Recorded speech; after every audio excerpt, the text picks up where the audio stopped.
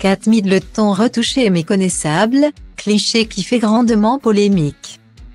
La tradition se poursuit après la mort de la reine Elisabeth II, le 13 novembre dernier. Comme chaque année, a eu lieu le Remembrance Day, 10 jours du souvenir, en hommage aux victimes de la Première Guerre mondiale. Chaque dimanche qui suit le 11 novembre, la souveraine avait pour habitude de déposer des coquelicots devant les membres du gouvernement britannique, les membres de la famille royale et des vétérans de guerre.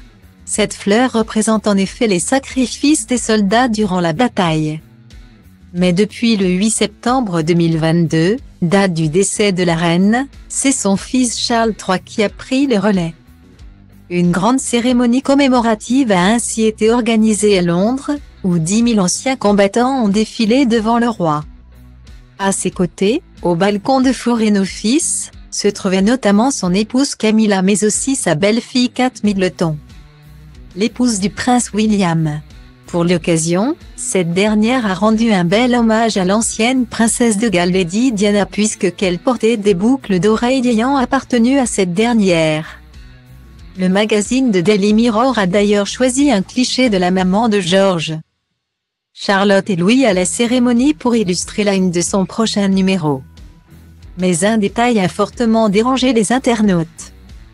Sur la couverture en question, dévoilée par le journaliste Neil Anderson sur Twitter, Kate Middleton apparaît tout bonnement métamorphosée. Ses traits semblent avoir été vieillis et bouffis, à tel point que la princesse de Galles semble avoir 20 ans de plus. Un choix éditorial qui a fortement troublé les internautes. Curieux de savoir pour quelle raison le magazine a choisi d'apporter des retouches si peu valorisantes au visage de l'intéressé.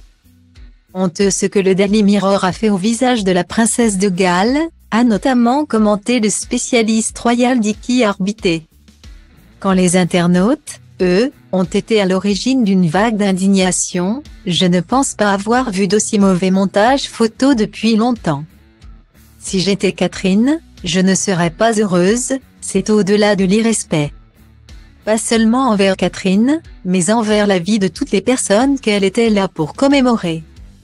Pouvait-on lire sur les réseaux sociaux? Reste à voir ce que répondra le magazine.